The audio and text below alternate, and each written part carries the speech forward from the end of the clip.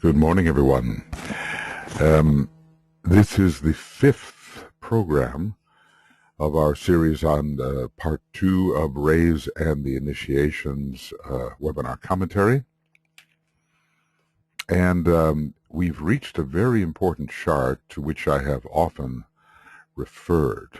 And you will probably recognize that it comes from page 340 of the book.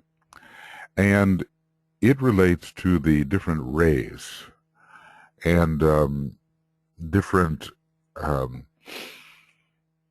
key words that relate to the different initiations. Let's see, the multiplicity of the zodiacal influences have eventually a dual effect, one upon Shambhala, the planetary head center, and the other upon the hierarchy, the planetary heart center, and the effect is also felt in the head center and the heart center of every initiate, and this is the zodiacal effect. But the first 7 initiations have to do with the rays themselves. So this will just be a little review for some of you, and we'll just start with the first initiation, which is the birth of the Christ in the heart. And this, as we have been studying, is taken in the when the 7th petal process is well underway and the 5th petal has unfolded fully. It involves the sacral center and the control of the dense physical vehicle, which is not a principle. This sacral center is ruled by the 7th ray of order, organization, and basically of transformation. And what we have involved is the transference of the energy of the sacral center, at least the beginning of that, up to the throat center, where a higher form of creativity can supplant the use of the sacral center for pro-creativity, which it doesn't mean that the sacral center's use is abrogated. That will continue. Decay basically is said in humanity until 2/3 of humanity are on the path. And we can see that that will be still a long time ahead, maybe even into the next round. So the sacral center, even more than the base of the spine center, relates to the physical plane and the production of the physical form. The 7th ray also at some point around the first initiation begins to rule the throat center, and so there is a connection there between sacral at the, Uranus at the throat with its 7th ray, and Uranus at the throat center with its 7th ray. Other planets, as we have discussed, Mars is found at the sacral center, and also the moon as the mother of the form. But this is really an elevation of this energy into a higher form of creativity.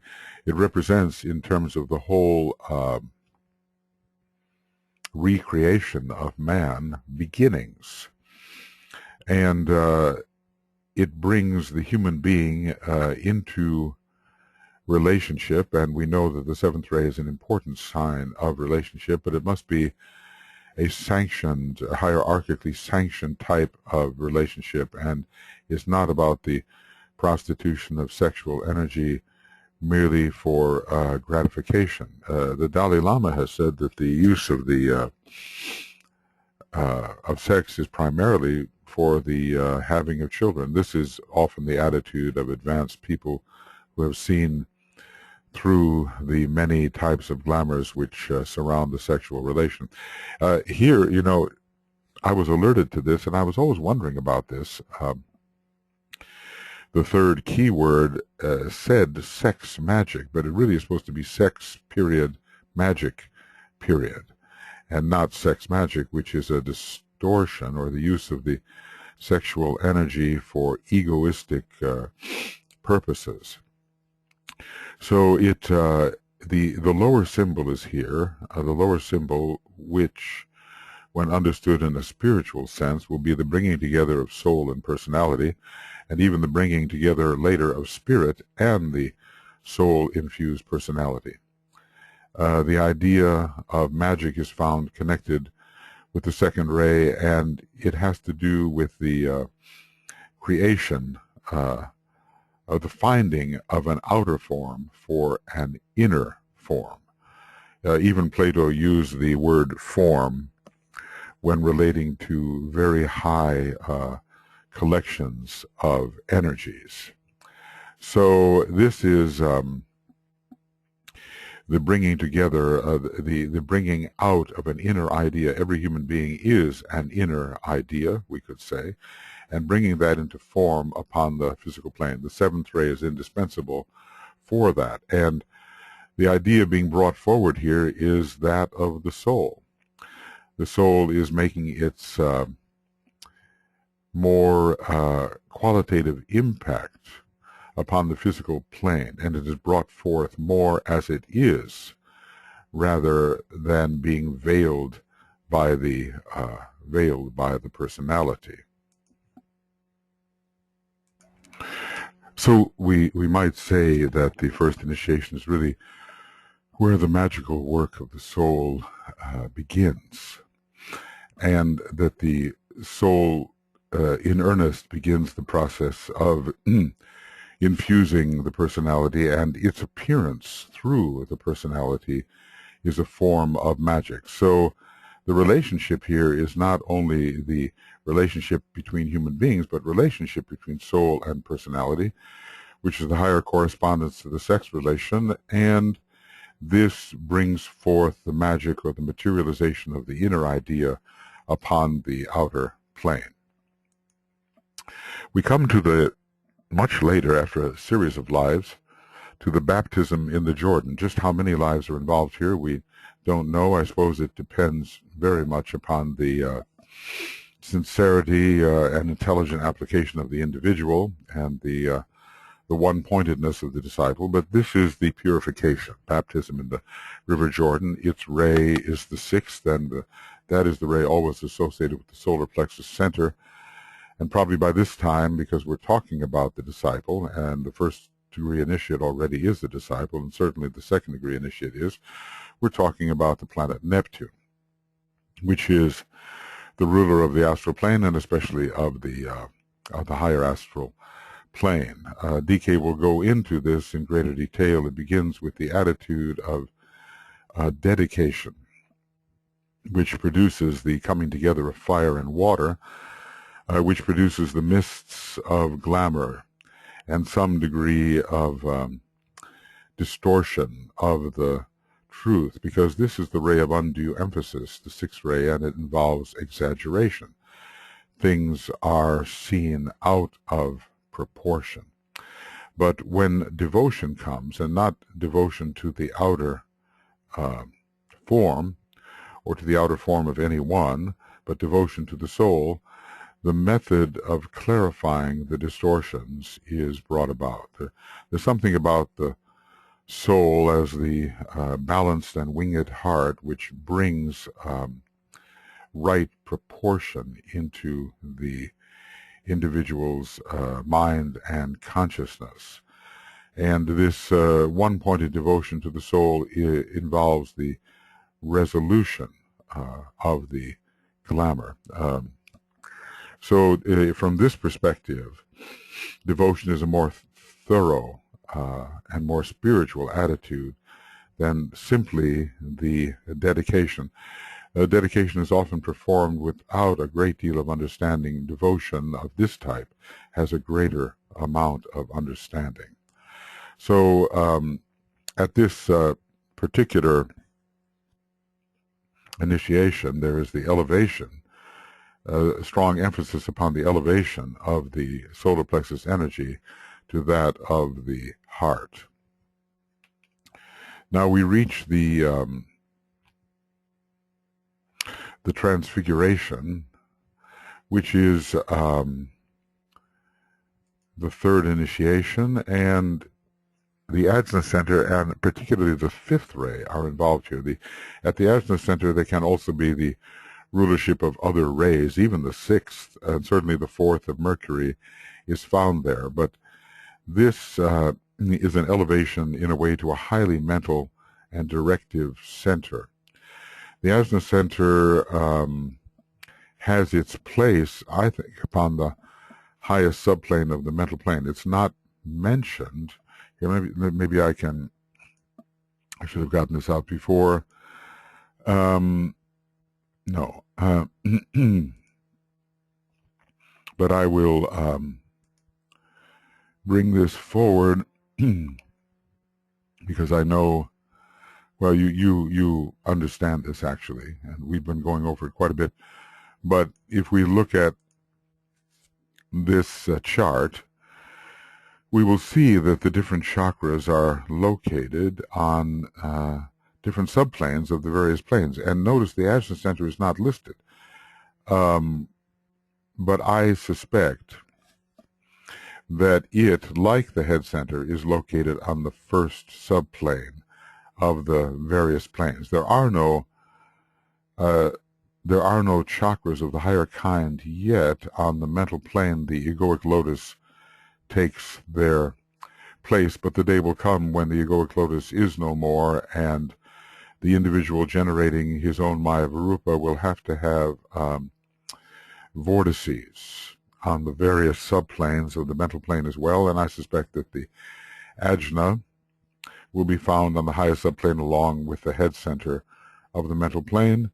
And here on the emotional plane and also on the etheric physical plane, I suspect the ajna center is found on one of the subplanes of the highest plane. You know, there are actually 7 what we call subplanes on each subplane, and this is something the Tibetan brings out. Therefore, there are actually 49 subplanes on each one of the systemic planes, and then 343 subplanes on the entire cosmic physical plane. So there is a strong mental quality to this, to the ajna center, and when you combine the ajna and the throat center, I think you have the 2 centers which really represent the mental process in man.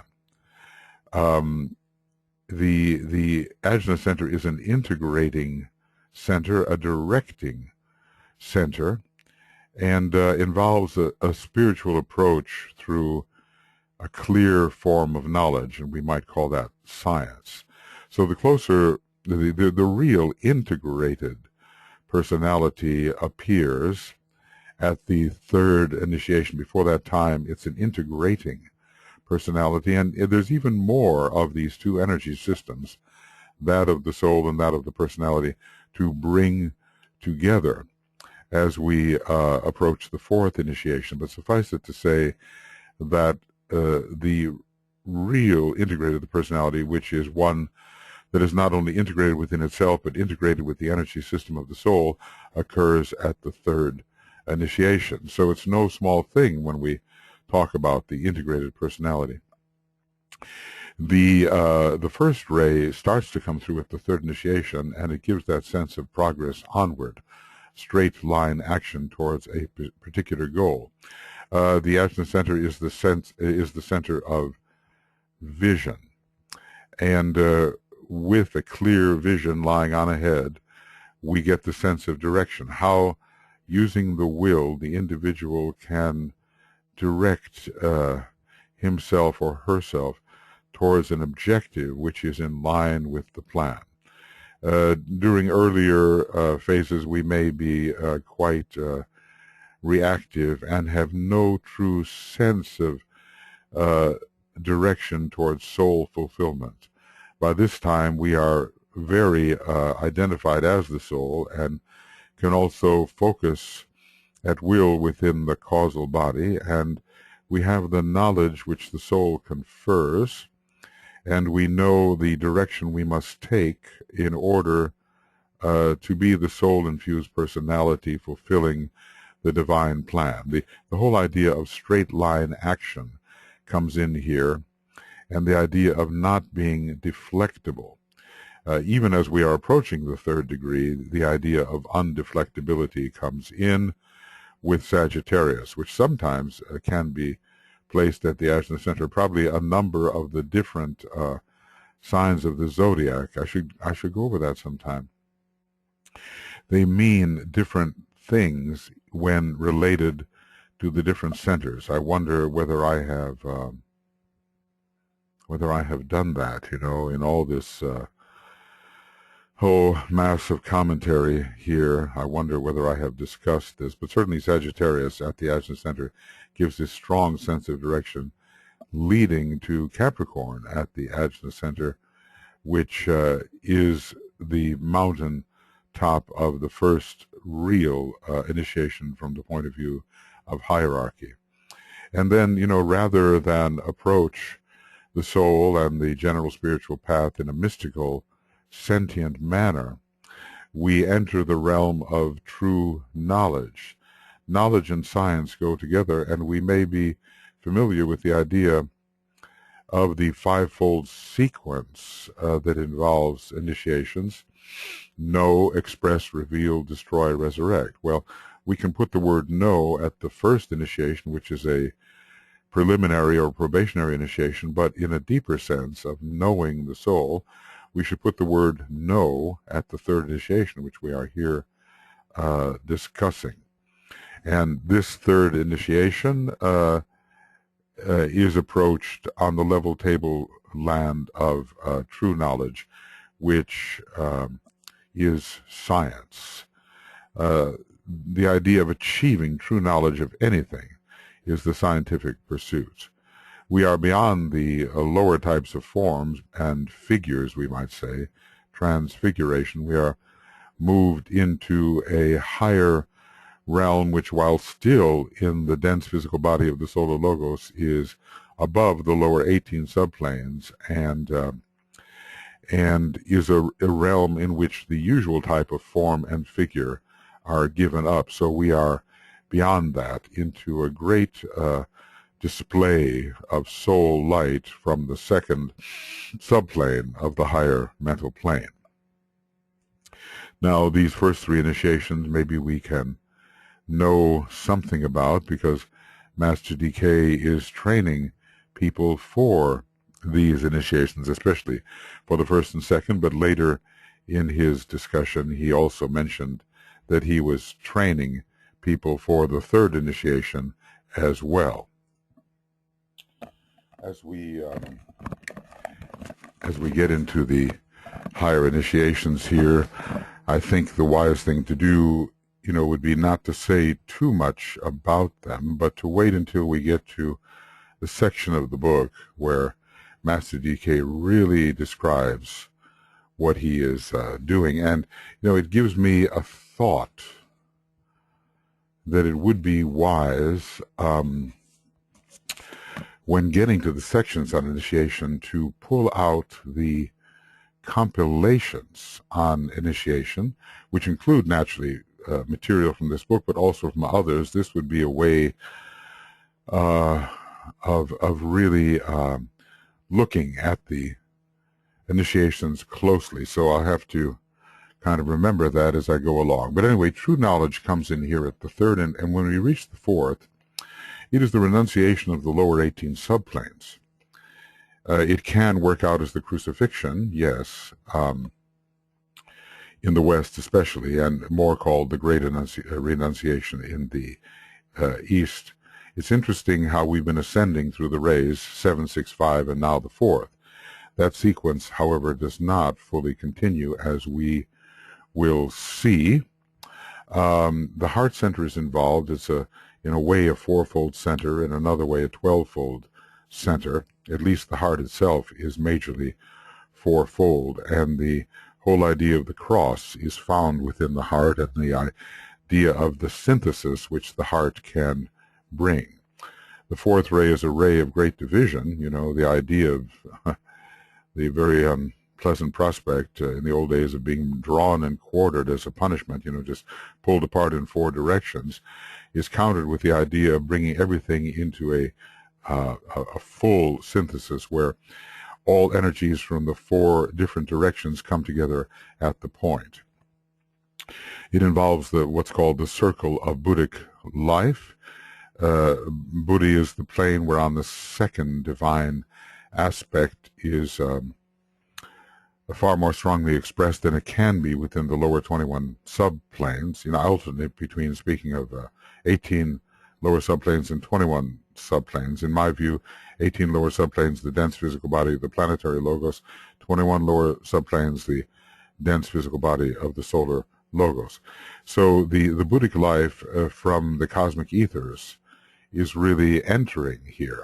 The abstract mind enters for the third initiation, but it is not yet in the cosmic ethers. It's not yet in the area of vibration where one can truly begin to live outside of the density which has been carried over from the previous solar system. So there's a direct connection with the heart center and the Buddhic life, just as there is with the head center and the atmic life and the throat center and the mental life.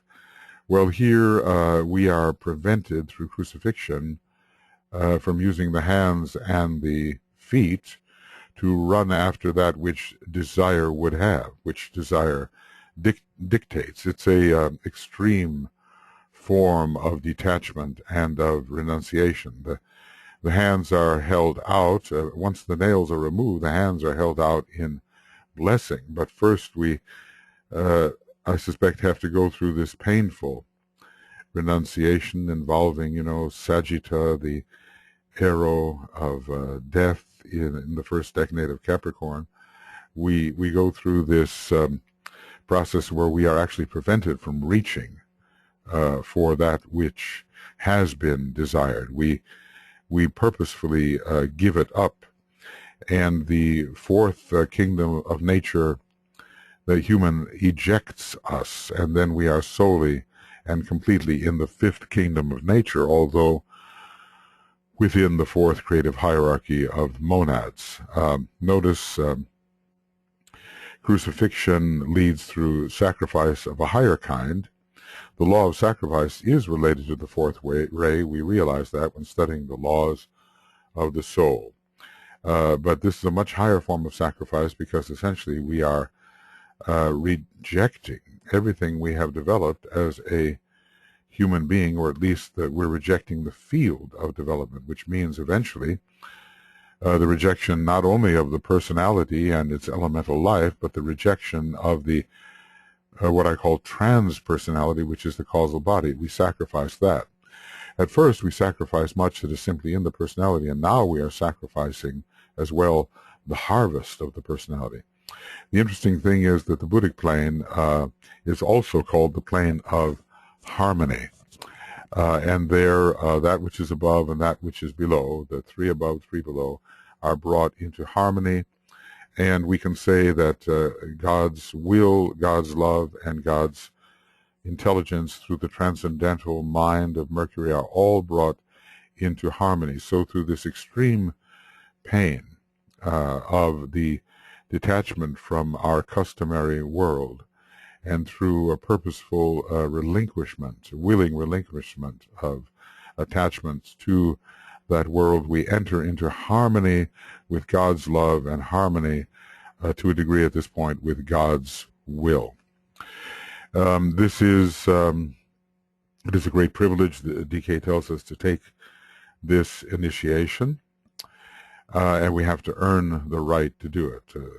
Some people might look at it as sort of a horrible finale of human life where one loses all that has been of value, but it is not that.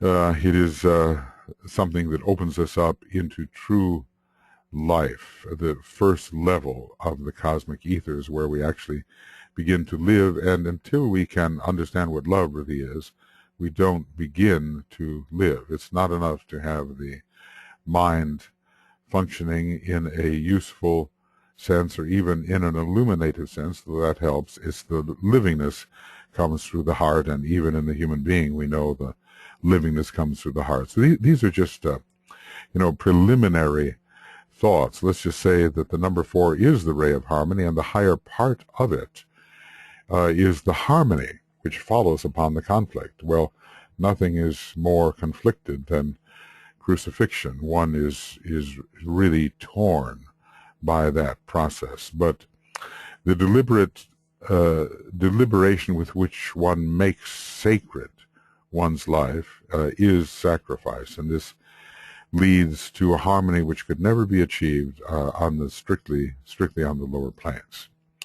Interesting, the name of the initiation 5. Now, numerologically, rays can be correlated with the number of the initiation, but they are not always the rays that DK gives. In this case, we might expect the 5th ray for the 5th initiation, and indeed I think the 5th sign Leo is involved there, and we can find a way in which the luminosity of the 5th ray and the 5th plane from below the atmic plane are all connected with this initiation, but he gives instead the 1st ray.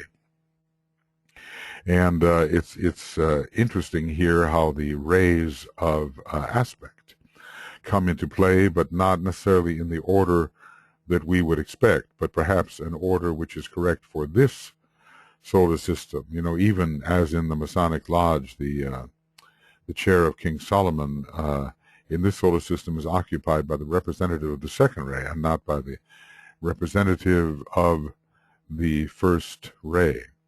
So the base of the spine center, which is ruled by several planets, but by 1st ray Pluto for the disciple, and also deeply connected with the Earth, which is a 1st ray monadic planet, is the center which goes into a 4th dimensional rotation. Can I call it rotation? It turns upon itself. It becomes a wheel turning upon itself at this initiation. It is the seat of the will, whereas the head center is the seat of the purpose. And it connects with the highest and the lowest of the Brahmic levels connect. The atmic plane is the highest of the Brahmic levels. It is the first of the Brahmic levels, and yet is the 3rd subplane of the cosmic physical plane. So it has about it a 1st ray in terms of Brahma, but also a 3rd ray when related to the number 7 and to the 2nd ray solar system, whose number is 7, whereas the previous solar system has the number 5. So all of these numbers make sense. And we have to use the divine will and understand the will of the monad in a way we have not been able to before at this 5th initiation. We are emerging into full command within the Hall of Wisdom and within the 5th kingdom of nature, kingdom of souls. Although we have a touch of the monad at the 3rd initiation, and we begin to realize consciously something of what it's about, and it intensifies in a destructive manner at the 4th. The will as revelation really comes in at the 5th initiation, and we begin to see the paths which lie on ahead. We do not at that point make our decision, not anymore. There was a time, we are told, when the great decision about which of the ways of high revolution we would tread was made at the 5th initiation, but at least we see the way ahead, and we begin, in a sense, preparing for our decision and training for that decision.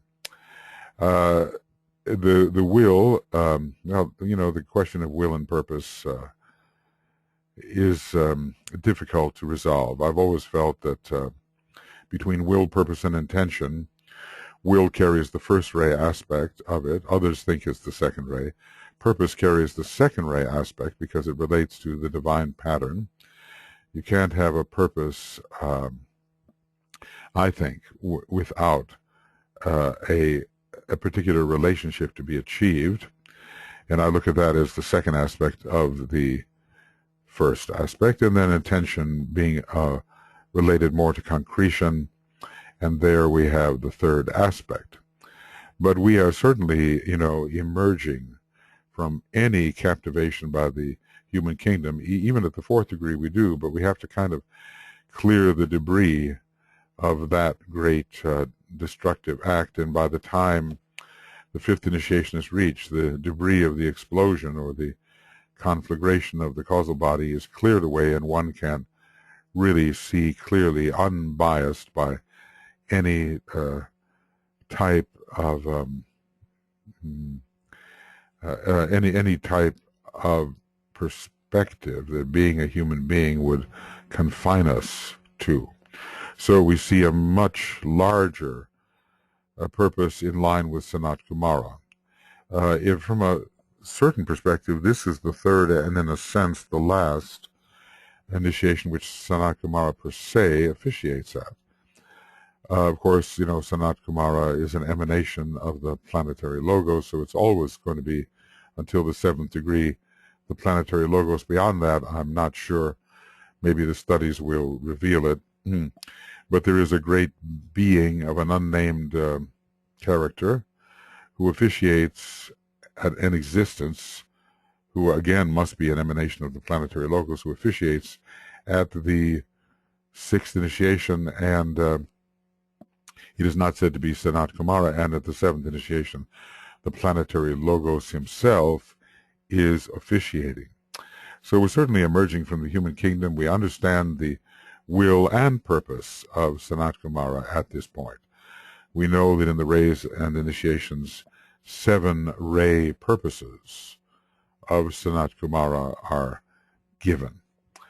And they are very high purposes and really beyond our present comprehension, but certainly for the Master, he has grasped somewhat the purpose of the planetary logos.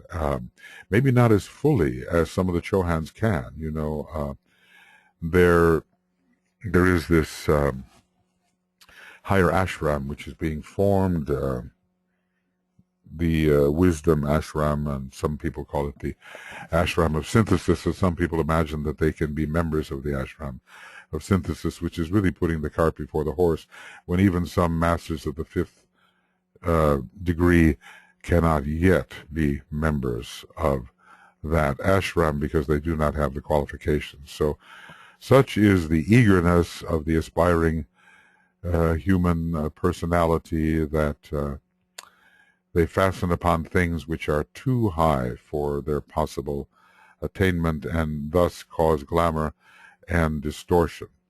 I know that many of my friends don't agree with me on this point, but let's say that when the Buddha, Master R, the Christ, are members, are the original members of this ashram of synthesis, and even some masters cannot make the grade. We cannot talk about aspirants being true members of the ashram of synthesis. It's a very flattering idea in my view, but something that is not, at least at my present level of ignorance, I would say I cannot deem it as true.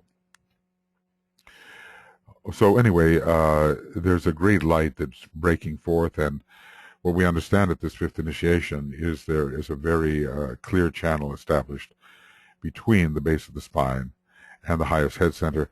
Maybe the process of establishing that connection is part of what has caused the general destruction at the fourth initiation. The thing about destruction at the fourth initiation is that there are several sources of that destruction.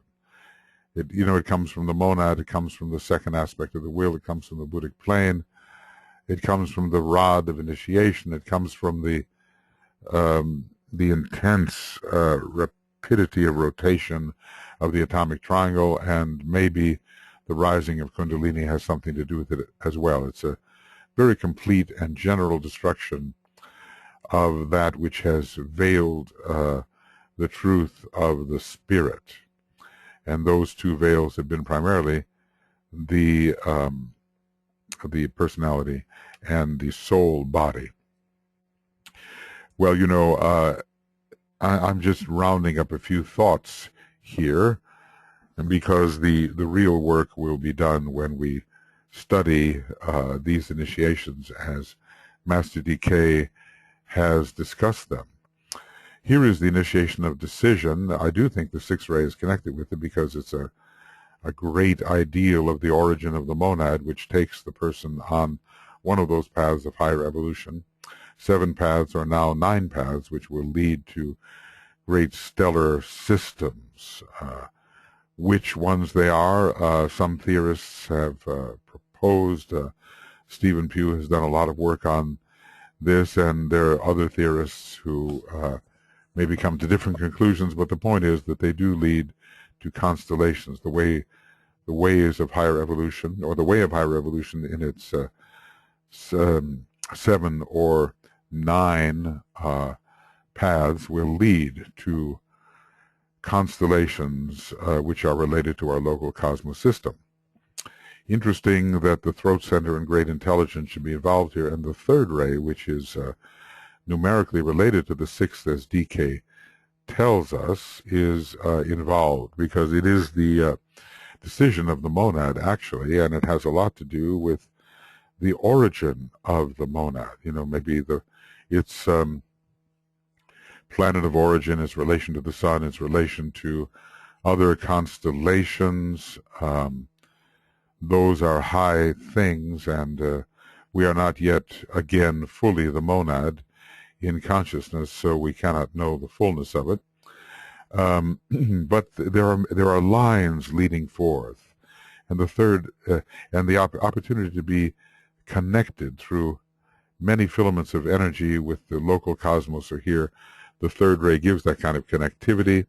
The decision is made on the monadic plane, at least at this time, and then from that time on, the individual either remains with our solar system or is outward bound, so to speak, or inward bound, first to the cosmic astral plane, and then, in the case of some paths, to the cosmic mental plane, and then, even in the case of one path, which is the 6th path, to the cosmic Buddhic plane.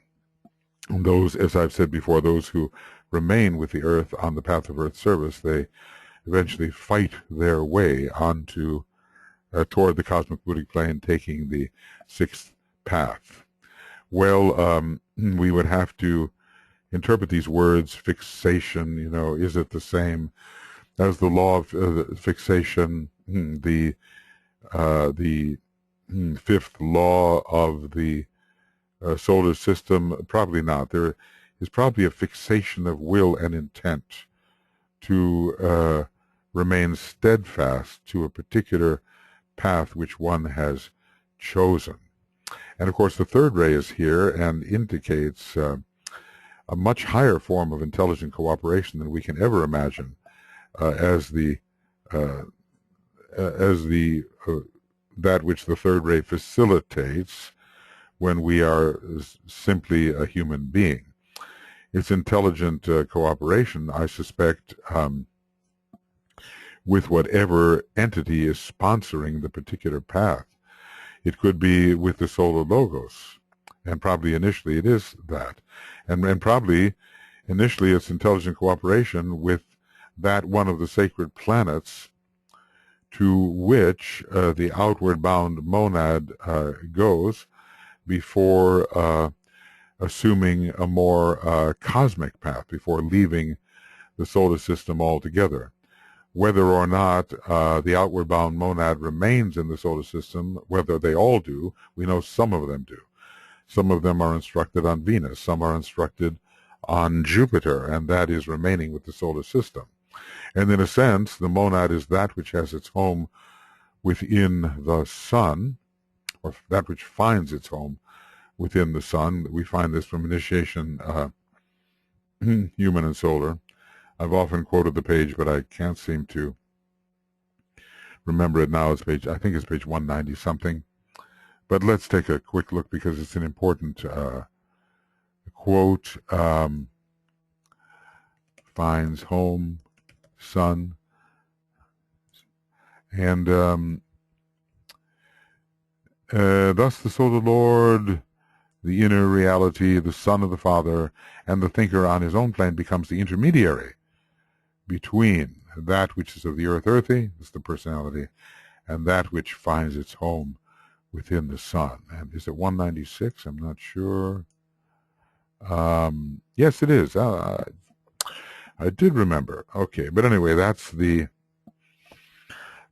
important idea that the monad itself really finds its home within the sun from wherever else it may have emanated. And I think we basically have the idea, not in any ultimate sense, but at least in a sense quite ultimate for us in this solar system, that all monads are emanating from the true central spiritual sun, which is the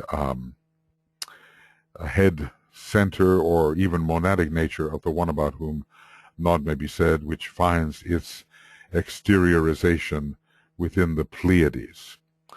So fixation along the path, intelligent cooperation with the various entities that are sponsoring that path, and creativity, again the throat center, on behalf of the mission to be accomplished by the energies descending on that path and re-ascending on that path. So it's creativity in a wider context. It can be a solar systemic context, and later it will be a more cosmic context.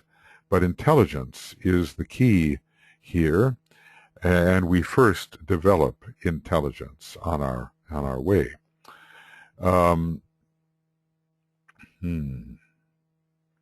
Yeah, the 1 and the 3, and then finally the 2, being the most important of the rays for our particular solar system, with its second ray personality and second ray soul, and maybe ultimately second ray monad. Resurrection is not the resurrection that we experience after the fourth initiation, when we rise from the tomb of the lower 18 subplanes or even the lower 21 subplanes and enter the higher cosmic etheric life. Rather, it is a type of resurrection out of the encapsulation we call monadic life, at least the monadic vehicle. I'm of the opinion that it is possible to exist in the sea of fire on the logoic plane without the usual monadic vehicle. Now, whether that has to be destroyed to venture onto the logoic plane, because there does come a time when the Temple of Ezekiel is destroyed, or whether one can retain that, I'm not sure, but there is a liberation of the volatile essence, the essential monad, onto the logoic plane. And I think, excuse me, this is what is meant as resurrection. So it's a resurrection far beyond what we can understand. The head center is involved, and so we're going to understand, since the head center is the center of purpose, much more about the purpose of the solar logos. This is an initiation officiated over by the planetary logos, but I think it has a direct connection with the solar logos and its second ray. Usually the logoic plane is connected with the first ray, but in this case the second ray, and we do have those divine flames, a kind of Leonian hierarchy on this level of the logoic plane, and we know that Leo, of the three fire signs, has most to do with the second ray when comparing the three. Aries, first ray; Leo, second ray; Sagittarius, third ray. That's a different way of assigning the rays than looking at the constellations and seeing what rays pass through them. For Leo, the first and the third ray, first and the fifth ray. But in this case, the second ray and the understanding of the purpose of the solar logos. So the eternal pilgrim is the monad, but it's the monad freed into the sea of fire. And it's a love-wisdom initiation. So naturally there would be a connection with this great deity, our solar logos, who is the love-wisdom solar logos. And interestingly enough, there should be a Gemini connection here with the seventh initiation. And love would be one aspect and wisdom another of the twins. And we enter now into a deep understanding of the solar logoic law of attraction, or we might almost call it the cosmic law of attraction. Shall we say that this is attraction as experienced on the liberated monadic level? You know, I speculate about things here, and DK has himself not said too much about some of these advanced initiations, which it is somewhat hopeless for us to really understand, but some few indications we might understand. So, resurrection into the sea of fire, a true understanding of soto-logoic purpose, or maybe I should call it an initial understanding, entry into the great ray of our solar system, the synthetic ray, the ray of love, wisdom, the eternal pilgrim, the monad, is liberated from its temple.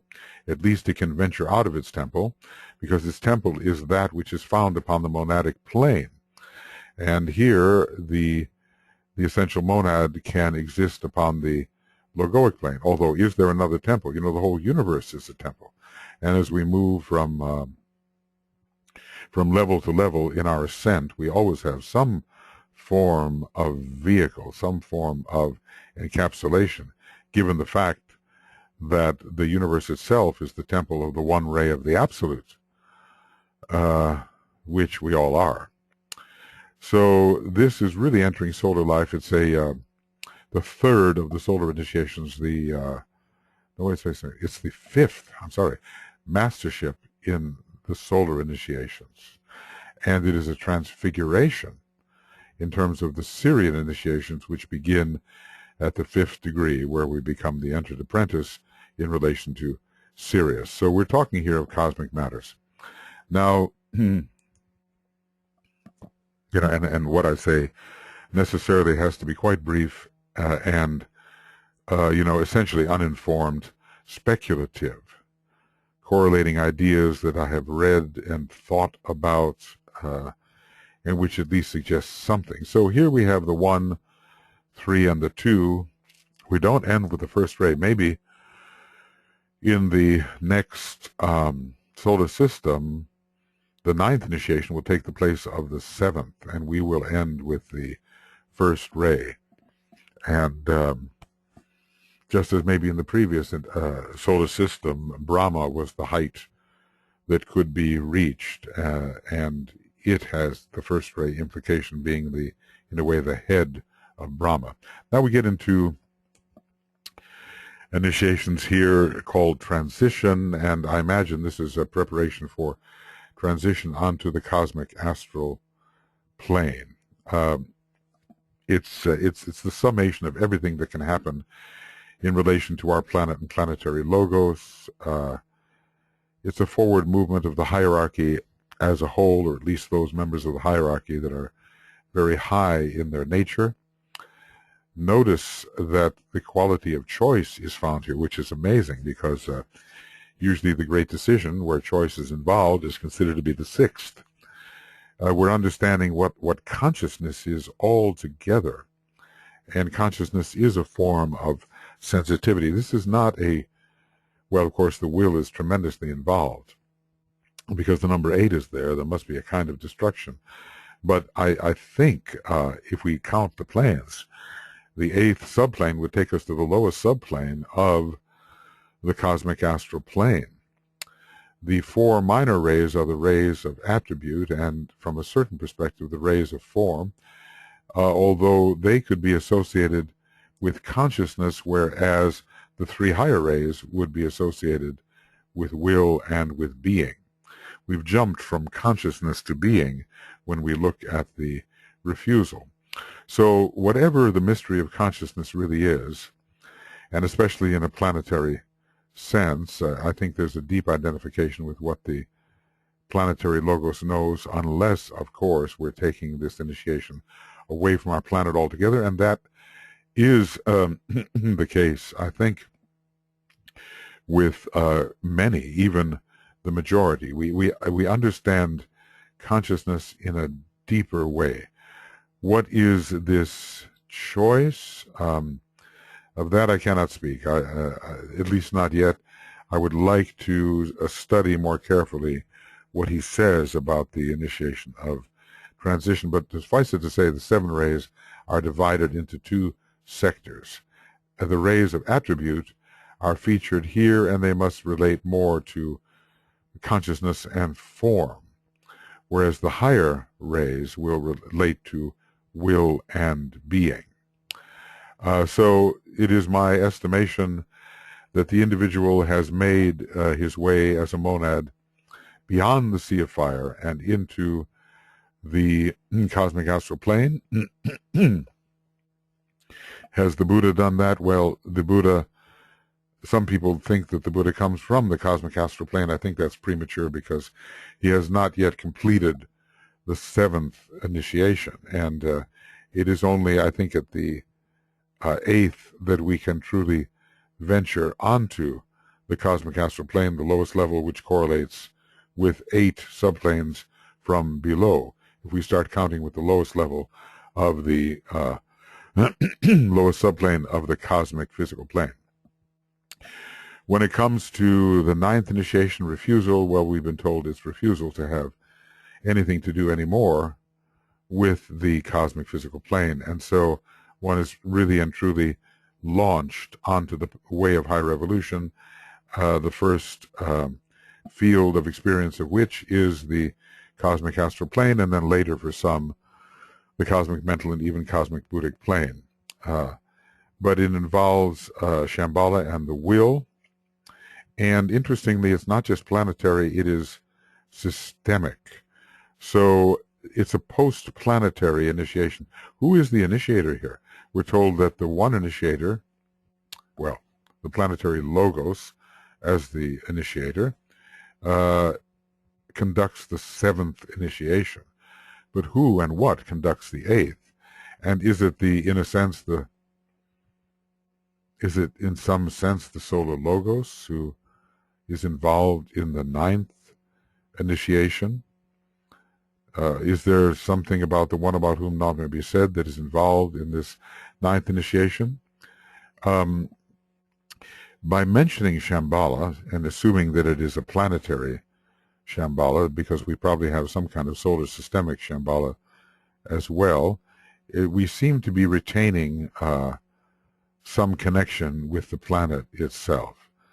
But we are liberated into a major trinity here, and the minor rays of aspect do not feature into this initiation. But, lest we think that they do not feature into the, or figure into the way of high revolution, that is not true, because we're told that many 5th ray monads take the 2nd path. So there they are in the cosmic physical plane cosmic astral plane as 5th ray monads. So it's not like we can get rid of the 4 minor rays when we move off the cosmic physical plane. But suffice it to say, although in the 8th initiation it seems one can definitely still have contact with the cosmic physical plane, even though one is learning something about the cosmic astral plane, at the refusal one leaves all that behind and is definitely has left the solar system. The solar system is usually considered to be that which occurs on the cosmic physical plane. Now, one can still be in the cosmic astral body of the solar logos and not considered to be technically within the solar system. So that's a little technicality there which has to be pondered. The 7 paths open up, and they are paths that do not involve the cosmic physical plane. Some have said, okay, there is a path which leads to our own sun, considered as a constellation. I'm not sure that's accurate. It may be accurate. There certainly is a path that I think leads to the cosmic logos of which our sun is a part. And who knows, on the way to the greater constellations, where these paths end, we may have something to do with the 7 solar systems which constitute the cosmic logos of which our sun is the heart center. So there may be some kind of interim travel, because just as every chain, or let's just say every chain in our planetary scheme has something to do with one of the planets in our system, and every globe does as well, so maybe these suns within our cosmic logos, each one of them has something to do with one of the constellations, which is a chakra in the one about whom naught may be said, and maybe taking the paths of higher evolution, something about our local cosmic logos is experienced. That's sheer speculation. I can't be sure, but there would be a certain continuity which would be possible from our solar system to our local cosmic logos, and then to one of the great chakra constellations, and the one about whom now we said, and finally into the Pleiades themselves, which can be considered the very center of our local one about whom naught may be said. So anyway, the 7 paths open up here, and they are unencumbered, and they lead away from the cosmic physical plane. Well, if we were taking the path to our sun per se, it would have to be to a higher aspect of the sun, because the lower aspect of the sun is on the cosmic physical plane, and this 9th initiation leads away from it. We finally begin to understand what being is, in a sense that we cannot understand when confined by the cosmic physical plane. And these are great abstract words. I realize, in a sense, I've never really fathomed them to the extent I should. Being is pure, and it is essence itself. Existence is the result of being. And maybe we are talking about the kinds of lives which exist in our local cosmos system. How being manifests itself. Being descends to manifest. How being manifests itself in our local cosmos system. Perhaps that's what existence means. I don't know whether DK even describes that. It's something to ponder, and I suppose, those of us who are at relatively low levels of initiation here, I don't think we can be too successful in pondering the meaning of these key words as a master or a Chohan would be. Suffice it to say, we are liberated onto paths that are not involved with our cosmic physical plane. We understand the beingness of things. I wonder if any but the universal logos can understand being as it is, and I even wonder whether the universal logos, being, I think, infinitely removed from absolute existence, can understand being as being will have been when we are liberated into the absolute. Well, probably with the mind here, even if using the abstract mind to a degree, can't touch these things.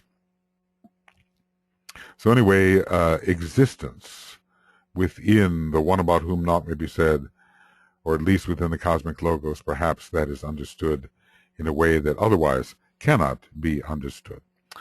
Okay, well, that's been a brief run-through, friends, of probably things I shouldn't be talking about. But anyway, let's just say that this is the end of Raise and Initiation Webinar Commentary program number 5 and page 340. I've just stayed onto page 340, and 341 comes later. And I will pick up with this in program number 6. So this is the beginning of Raise and Initiation Webinar Commentary program 6, and we'll begin also on page 340. It's going to lead us into a statement here. It will not be possible for you to comprehend the synthesis which governs the 4 final initiations, 6, 7, 8, 9, and for these experiences we have yet no adequate language. So when we're using words like being and existence, it's just the best we can do.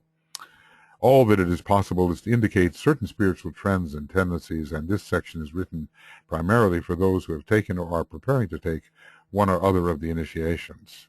Which ones? Which ones? The high ones? I can only hope that some meaning will be conveyed to persons who are ready. So, I'll review that slightly as we get back to it, but this is where we are for the moment. I love that page. I refer to it all the time. I come back to it constantly, and now in looking at it just in itself for the first time in a very careful way, I see I have overlooked certain keywords which are presented for the later initiations and about which I perhaps have little idea, but maybe some ideas are being offered. Being is more abstract than existence, I believe, but in a way, beingness is the one and only absolute, and existence is the universe itself. The universe is an existence emanated from the beingness of the pure being of the absolute. Well, it's philosophy, but unless philosophy helps us live a better life right here in our stage of confinement, it has not so very much use. Okay, we'll see you then for program number 6. Bye-bye.